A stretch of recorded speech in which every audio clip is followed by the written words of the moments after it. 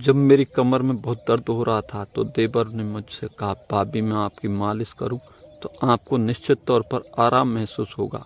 जब मेरी देवर ने मालिश की तो मैं गहरी नींद सो गई। उसके बाद देवर मेरे साथ दोस्त, तो हमारी शादी को अभी 5 महीने हुए थे और मेरे पति संजय काम के सिलसिले में दूसरे शहर गए हुए थे। वह दूसरे शहर में काम कर रही थी। मुझे कमर में बहुत दर्द होने लगा। मुझे यह समस्या बचपन से थी और चूंकि संजय घर में नहीं था तो मेरी तबीयत और भी खराब हो गई। घर का काम खत्म करने के बाद मैं पूरा दिन बिस्तर पर ही पड़ी रहती थी। संजय के बिना मुझे घर जैसा महसूस भी नहीं होता था। जब संजय आए तो मुझे बहुत अच्छा लगता था, लेकिन वे महीने में सिर्फ 2 दिन के लिए आते थे और तुरंत वापस जा रहे थे। जब वे घर आते थे तो मेरी उदासी हमेशा के लिए दूर हो जाती थी, लेकिन जब वह जाने की बात करता तो मैं फिर से अपना दुख महसूस करती। और मेरे देवर भी हमारे साथ रहता था, लेकिन वह सारा दिन कॉलेज में ही रहता था। एक बार संजय घर आए तो मैंने उनसे कहा, मैं यहाँ अकेले नहीं रहना चाहती हूँ, मेरी तबीयत भी ठीक नहीं है, मुझे अपने साथ ले चलो। लेकिन फिर संजय ने कहा, मैं तुम्हें अभी नहीं ले जा सकता, मैं 2-3 महीने के बाद तुम्हें ले जाने की कोशिश करूँगा, लेकिन अभी तो तुम्हें यही रहना होगा। यह तुम्हारे साथ तुम्हारा देवर विनय भी है, उसका कॉलेज भी चल रहा है, इसलिए मैं तुमको इस तरह नहीं ले जा सकता। यह विनय की असुविधा होगी, तब तक तुम्हें कुछ महीनों में इंतजार करना होगा। विनय का कॉलेज भी ख़त्म हो जाएगा। फिर उसने मेरे देवर से कहा, मेरी बीवी पर ध्यान दो। इतना कहते ही संजय चला गया और विनय भी कॉलेज चला गया। लेकिन मेरी तबीयत बहुत ख़राब थी, मेरी कमर में बहुत दर्द हो रहा था। विनय कॉलेज से आया और उसने मुझे बिस्तर पर लेटे हुए देखा। फिर उसने दरवाज़ा खटखटाया और कहा कि भाभी मैं अंदर आ सकता हूँ क्या?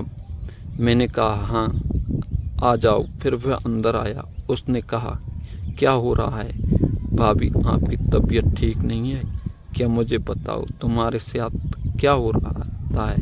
फिर मैंने कहा कि मेरी कमर में बहुत दर्द हो रहा है। फिर वो बोला कि भाभी अगर आप बुरा ना मानो तो मैं आपकी कमर की मालिश कर दूं और आपका दर्द बिल्कुल बंद कर दूंगा।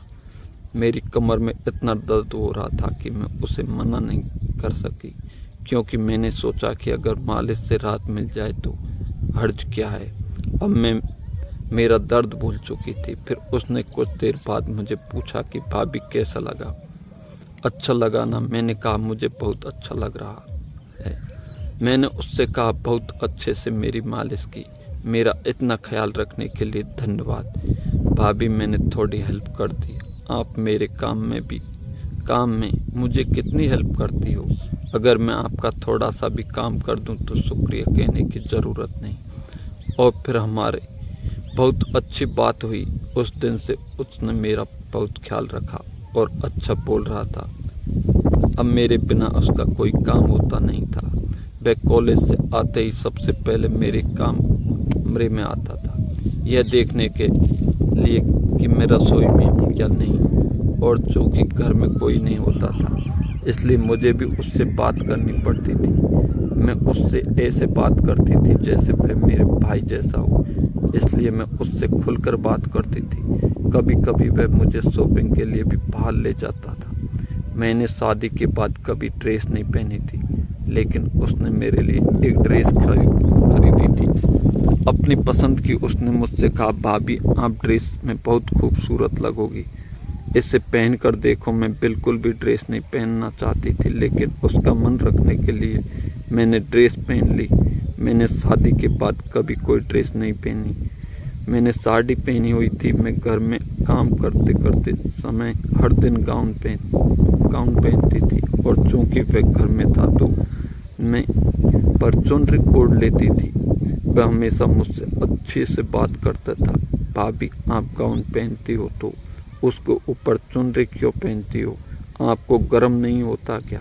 मैंने उसकी बात पर ज़्यादा ध्यान नहीं दिया, लेकिन अब वह हर दिन मेरी कमर की मालिश करने लगा और मुझे हर दिन मालिश करवाने की आदत भी पड़ गई, क्योंकि मेरी कमर में बहुत दर्द हो रहा था। एक दिन आधी रात को मेरी कमर में दर्द हो रहा था।